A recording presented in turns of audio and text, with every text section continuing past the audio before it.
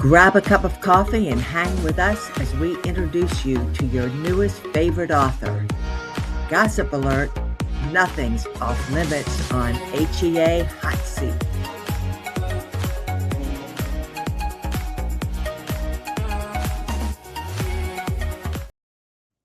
Well, I just got nervous listening to that intro. Nothing's off limits. No, nothing Tell is. me. Yeah. We're here today with Jami Albright, who is a very well-known rom-com author. And she has been very, very popular with her Runaway Bride series and her other follow-up rom-coms. And we're just delighted that she could be here with us to talk about her new book and a little bit about some other things she's been doing. Yeah. Jami, how did you get into writing rom-coms? Well, it probably was the only thing I could have written at the time. I was a big reader, and but I had also been very sad. So we had moved to Houston. Had left all my friends. I didn't have any friends for a long time. I was also going through menopause, which my daughters call the dark years. And so exactly. And so I had but I was reading a lot, and I picked up a Susan Elizabeth Phillips book, and I remember reading that book and sitting there laughing hysterically and really thinking, what's that sound? Not realizing it was me laughing hysterically, because it had been so long since I'd laughed like that, because I had been so sad, because I'd left all my friends and everything. And so I remember thinking, if I ever wrote a book, which at the time I never considered, I would want to write something like this, because I want to make people this way. It was amazing. And then fast forward some years, I don't know, a few years, and it was going to be my reading buddy's birthday. And I never wrote any. I've made up a lot of stories in my head, but I never wrote them because I have terrible grammar and was always embarrassed. And I thought, well, Jennifer won't care. She'll get it for what, she'll receive it for what it is. I'm writing her story because we read all the time. And I wrote myself in a corner really fast because I didn't know what I was doing. But I bought Writing Romance for Dummies and read that. And it was surprisingly good. I mean, knowing what I know now, it was actually quite good.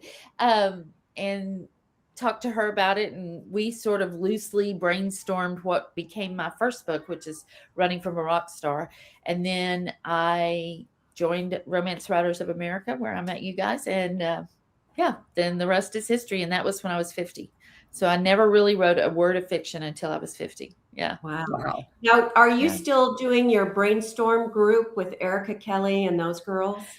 I am. But we do it online, after 2020, after COVID and everything, we went online, and now we have people from all over the country that really? brainstorm with us. Yeah. So it's so helpful still, and it's sort of morphed into more of a mastermind than even a brainstorming. We talk a lot about marketing and what could be, where could you take things next?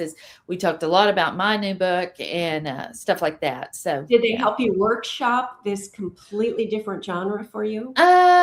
They helped me, yes, but mostly it was just support. Like when I would say, I don't think I can do this, they would like, yes, you can do this, you can do it. And they were just incredibly supportive. And honestly, I mean, as we'll probably get into, for 3 of the years that we've been doing this, we've been doing it forever, but since 2020, but since 2022, I wasn't writing until last year in April. I started writing again. And so I was going every week, and they were still just so supportive, even though I wasn't writing.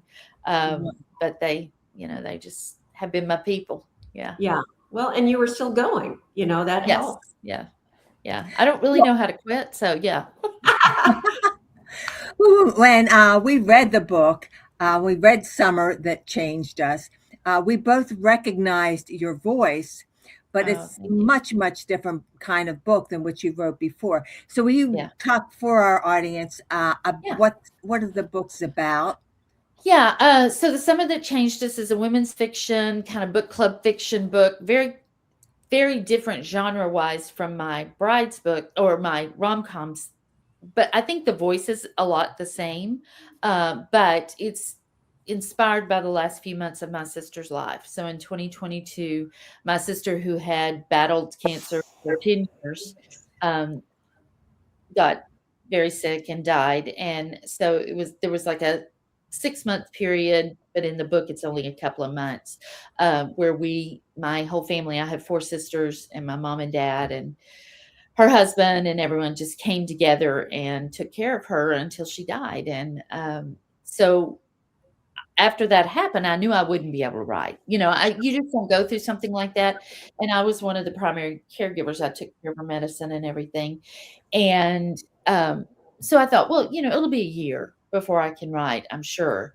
Well, then when 1 year turned into 2 years and 2 years turned into 3 years and I'm still not writing, I was just like, I don't know if I'll ever write again. It's hard to write funny when you don't feel funny, when your heart is broken. And when you go through something like that, it changes you. You're just not the same person. So a friend of mine, Janet Margot, who is she's does a lot of Amazon ad stuff in the author world, and I met her at a conference. But we had dinner together in Mexico City 6 months before I started writing this book, and she suggested that I write this book. She was going through her own grief journey, and in talking about it, she was like, "I just think you have something that the world needs to know about." And I'm like, no, thank you. Anything worse. And so, but it wouldn't I just couldn't let go of it. But the big problem was I couldn't figure out how I would tell the story, Right, the tone. who I would do it, did I do it from all the sisters' point of view, or points of view? I couldn't do it from the dying sister's point of view. I didn't think, because I don't know what that feels like, Right. and then one day I was just in the car and the whole thing just laid out in front of me how I could tell it, and it not be specifically a grief book, but more of a woman's journey kind of Right. book. And so that is the story. I mean, there was a lot that went into it. I sat down to write it on April 19th last year. I know that because I started taking Adderall that day for my adult ADHD. And I wrote the first draft in 6 weeks. I've never written a first draft that fast. Wow. And but then summer came and I had to do some things in the summer and then I got back to it. But the first draft was there were fictional elements in it, like Hope is still the main character and all of this, but it was our story. It was pretty much everything that happened to us. And so then when I came back to it, and I could have stopped then. I could have said, you know what? I've written it down. My mom has very few memories of that time. I think it was just too much. And so Right. I could have given that to her and said, here's what happened. But I just felt like there was something there. And so when I came back to it, I had to take a nonfiction story and make it fictional. Right. And that was difficult because I had to cut out so much, things that were important to us, but didn't Right. really serve the overall story. Yeah, Right. that was hard. But that you still were able to share your family's resilience in the Yeah. face of this trauma and tragedy and the humor. I mean, Yeah. you guys are you seriously that crazy in real life? We are seriously that crazy. I said on another podcast, we're just a little bit redneck. And so that plays out in a lot of ways. And we're terribly inappropriate. I mean, and my sister who passed, Joni was her name. She is the most inappropriate of us all. And so the scene in the book about the tallywhacker, Yes. that really happened. That Really? really happened. Yes. Yes. And my husband was there and he just was like, please stop talking. Please stop talking. Hysterical. Because, yeah, Your but I mom- mean, so it was, yeah, there were times that she just had us in stitches, or things would happen and we would just be looking at each other like, how have we gotten here? But it was just too funny to not laugh at. It was Right. either that or just crawl in a hole, and we couldn't crawl in a hole. She needed Well, us. and that you in real life, all of you kept her spirits up with your humor and antics. Yes. And the, Yeah. the chin hairs, you better not let me, Yes. be buried with chin hairs or I'll come back to haunt you. Yeah. You guys, this Yeah. is such a serious topic, and you were able to just weave it in such a wonderful way. Thank you. Thank you for saying that. That means a lot because it is a serious topic. I mean, it's never hard to, I mean, it's never easy to read Totally. about someone dying.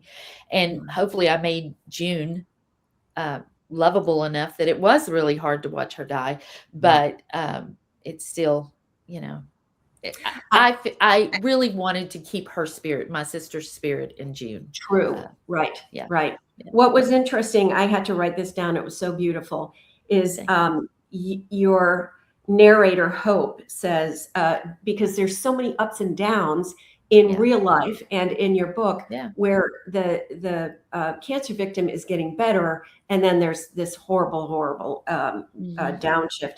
And Hope says, in the season of life and dying, she is the kite and we are the tail. And that was just like, I had to stop. I truly had to put the book down for a while. Oh, beautiful, right? Thank you. Thank you. And it was true, though. I mean, she was, even before she got really sick, I mean, she had been sick for 10 years, and we would have to remind her, you have cancer, right? I mean, she just refused to. And I really believe that's how she lived so long with it. She just refused to think it was, was going to affect her that much. And in fact, she did say the day she went on hospice, I really never thought this would take me out. And we're like, really? Really? It was stage 4, sis, but she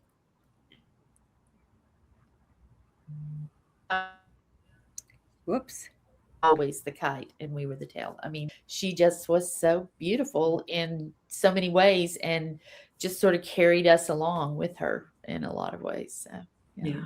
But thank you for saying that. So what is in your future? I mean, you went from these brilliant, hysterical rom-coms to this funny but tragic women's fiction. What are you thinking? Yeah. I have an idea. I can't start writing until July. I was just telling you guys before we get on the air, I teach swimming lessons every year. It's something I feel really passionate about. And so I do it every June, and I sort of set aside that time, and I don't write or anything during that time. But I have a story, another women's fiction story. Kind of, I really found that I like examining these relationships between women. And so this is a multi-generational road trip sort of story that I'm kicking around in my head. I've been writing in my head. I don't write outlines, but I do a lot of in my head writing before I start. So yeah. Oh, yay. Good for you. Yeah. Sounds great. I don't know. I would like to go back to, I love rom-coms. I don't have any, I still love them. I just don't know that my voice, my rom-coms have always been pretty emotional. If I get any critiques, it's, wow, this book was a little more emotional than I was expecting for a rom-com. And I'm afraid that it would be even that. So I don't know, still have a voice for a rom-com. I could try. I'm not opposed to trying. It may just be a funny contemporary romance as opposed to a rom-com. But right now, I think I'm just going to stick with this next story. But it takes me forever to write a story. So, who knows how long that'll take. As the woman who wrote this in 6 weeks. I can't but even Jami, I think as we get a little older, we start thinking about some different things, and we look at relationships a little differently. And I mean, I find in my own writing, I'm adding parents to books, and I never put parents in books before, but sometimes the mother is the one I relate to, as opposed to the heroine. And I think just as we grow as writers, we tend to change the stories that we want to tell. Yeah. And it's been, it just on the business side of it, I've done some things right and I've done some things wrong, or not wrong, that I could have I should have thought about a little bit more. And, we probably don't have time to go into that. But if you ever want to have me back, I can talk about that because, But I mean, there were absolutely. things like art. I did had changing genres, and I thought, well, I'll go because NetGalley is a better site for women's fiction. But I need an art. I needed an art team. I needed those reviews to come in. Just little things like that I sort of thought the book would take care of itself that way. But the fact is, no book takes care of itself. You have Right. to take care of Yeah. it when you Well, produce it. tell us a little bit about your Unfortunately. podcast, speaking of that, because you give so much Yeah. back to writers. Yeah. I co-host the Wish I'd Known Them for Writers podcast. We have over 500,000 downloads. And so we have tons of information for authors. It's an interview type podcast. We ask all our guests the same questions pretty much, but it's about what they wish they'd known when they started writing. And we have some really, really successful authors. We have industry professionals. Sarah and I, my co-host, she and I do just episodes where we're talking back and forth. But yeah, so we have a ton of information. A lot of it's evergreen, a lot of it's not, because things change in this business so much. But yeah, it's you can find it wherever you find all your podcasts. We don't do a video podcast because neither one of us want to get dressed enough to do that. But My earrings on. yes, exactly.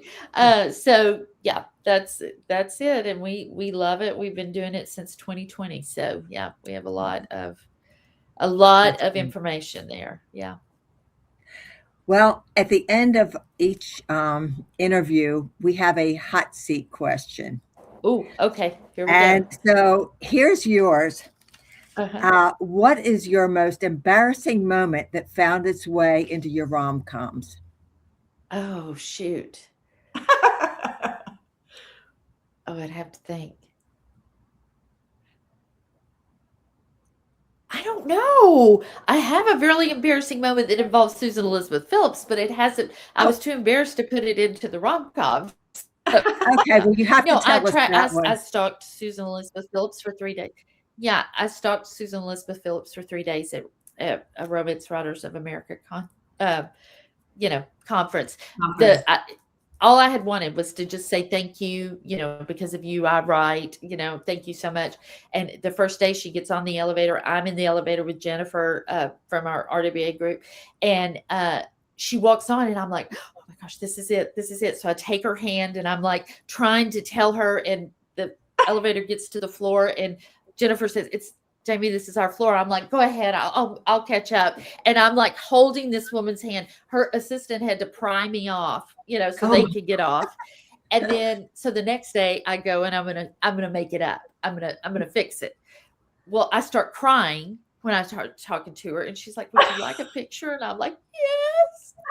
And so the third day I am the last person in her line at the signing up. And before I walk up to the table, I said, I swear I'm not a stalker. I just can't get this out. And so she let me say it. I have a perfectly lovely picture with her. But yeah, it was horribly embarrassing. That was probably my most embarrassing moment. Fantastic. Yeah.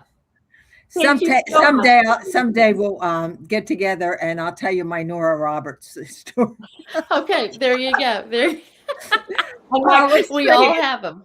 Yeah. Thank you so much for being our guest. I so appreciate your You're time. welcome. Yeah, Best of thank you luck. very You're much. welcome. And I hope Thank to you see for you having sometime me. in Houston.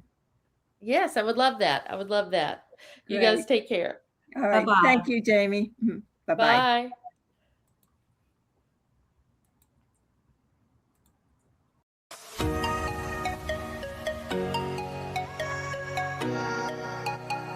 Bye.